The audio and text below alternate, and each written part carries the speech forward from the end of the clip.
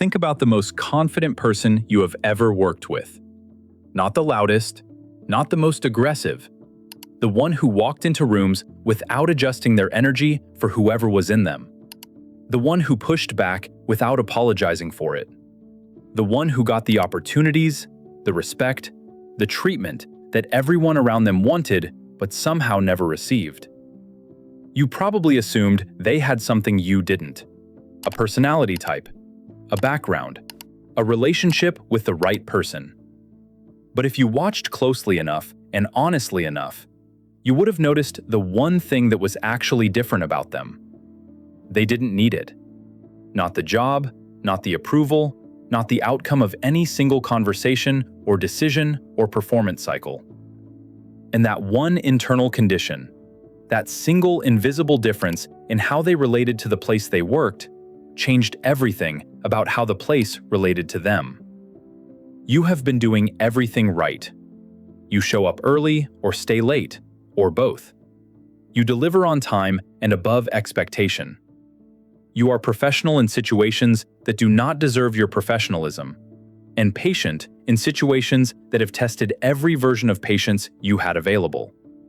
You have invested in this job in the way that people invest in things they believe in, with your time, your energy, your genuine effort, and a level of loyalty that, if you are being completely honest, has not been returned in equal measure. And somewhere in the middle of all of that doing and delivering and staying and trying, something started to feel off. Not wrong enough to name clearly, not bad enough to justify leaving, just off. Like the effort and the return stopped being connected. Like the more you gave, the more normal the giving became without anything shifting in the other direction. And you kept going because you did not know what else to do, and because the alternative felt uncertain, and uncertainty felt worse than the quiet frustration of staying exactly where you were. The observation. Here is something worth looking at directly. The people in your workplace who receive the most consistent respect are almost never the ones trying the hardest to earn it. The people who get called into the conversations about real opportunities are almost never the ones who have been patiently signaling their readiness for years. The people who seem to extract something different from the same environment that is exhausting everyone around them are not more talented, more connected, or more strategic in any way you can cleanly identify from the outside. They simply carry themselves as though the outcome of this specific situation is not the determining factor in their survival. They engage fully. They deliver genuinely. But there is a quality to how they occupy the space that is fundamentally different from the way most people around them do it. They are present without being dependent. They are invested without being desperate. And that distinction, invisible, internal, never announced, is the thing that changes how every system around them responds. The truth. Corporate environments are not designed to reward performance. They are designed to allocate resources efficiently. And the most fundamental resource allocation principle in any organization is the same principle that governs every negotiation in every context in human history. Resources flow toward the party who needs them least. This is not cynical, it is structural.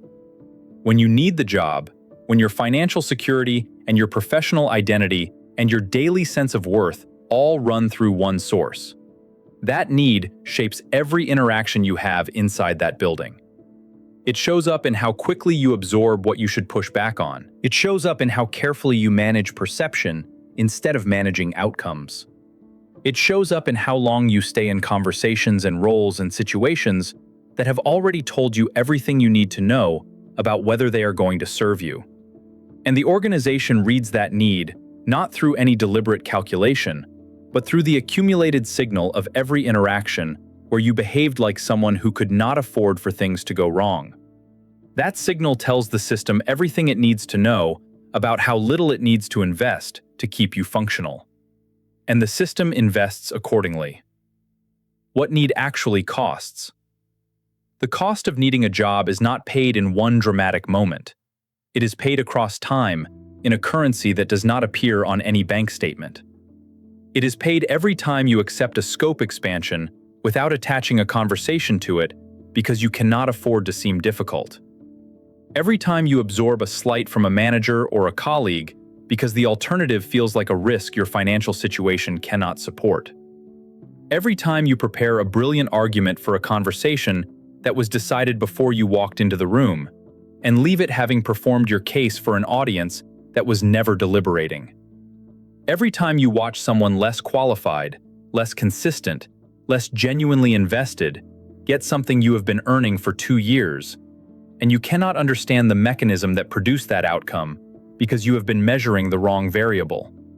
You have been measuring performance. The organization has been measuring something else entirely. It has been measuring your leverage. And leverage is not built by performing well inside a system. It is built by having somewhere credible to go outside of it. The psychology. Here is what changes when the need goes away. Not the job, not the environment, not the manager or the culture or the compensation structure. You. Specifically, what changes is the behavioral signature that need produces.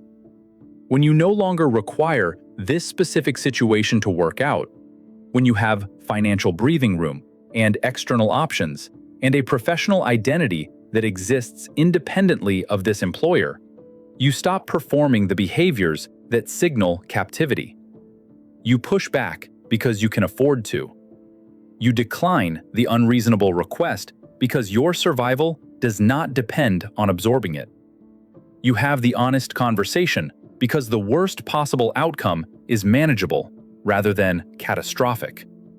And every one of those behaviors, the pushback, the boundary, the honest conversation, the calm refusal, sends a signal to the system that is the precise opposite of the need signal. It says, this person has options. It says, retaining this person requires something real. It says, the cost of losing them is not zero. And systems that run on resource allocation respond to that signal the same way they respond to every scarcity signal. With attention. With investment.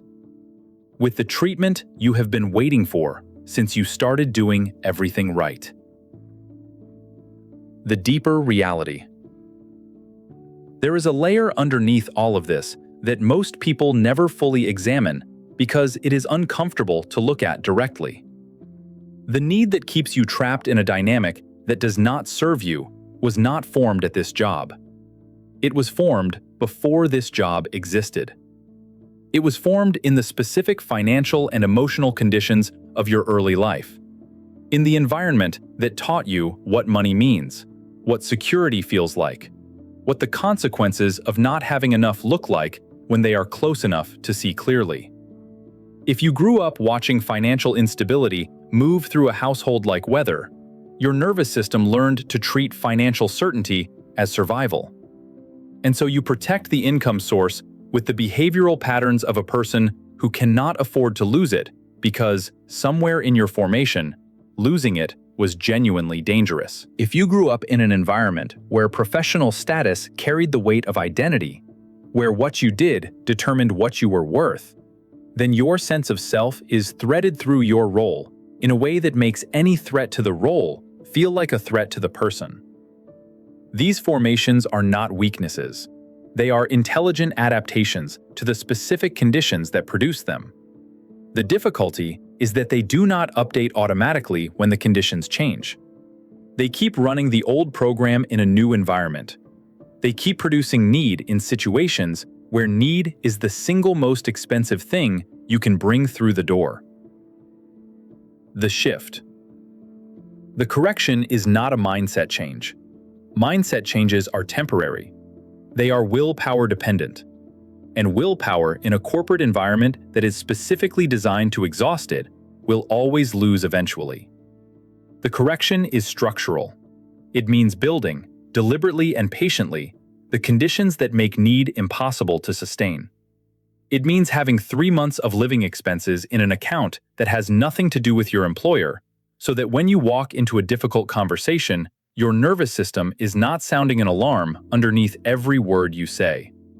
It means maintaining a professional existence outside the boundaries of this specific organization. A network, a reputation, a set of relationships in your field that exist independently of what your current employer thinks of you. It means doing work that makes you genuinely valuable in the open market, not just useful in one specific context. None of this is dramatic. None of it requires a confrontation or a resignation or a declaration of any kind. It is simply the slow, deliberate construction of freedom. And freedom, genuine, financially grounded, professionally credible freedom, changes how you walk through that door every single morning. Not because you decided to walk through it differently, because you actually have somewhere else you could walk to. The observation that changes everything. Go back and think about the most confident person you have ever worked with. The one who got the treatment and the opportunities and the consistent respect that everyone around them wanted. Think about whether they were always the best performer. In most cases, they were not. Think about whether they had the best relationships with leadership. In most cases, that was a consequence, not a cause. Think about whether they worked harder or longer or more visibly than everyone else. In most cases, the answer is no. What they had was something quieter and more fundamental than any of those things. They were not afraid of the answer. Whatever question the job asked of them, are you staying? Are you performing? Are you satisfied? Are you worth this investment? They answered from a place that was not governed by fear. They answered from a place that had options. And that place, that internal condition of genuine optionality, was not a personality trait. It was not something they were born with, or handed, or lucky enough to arrive at by accident.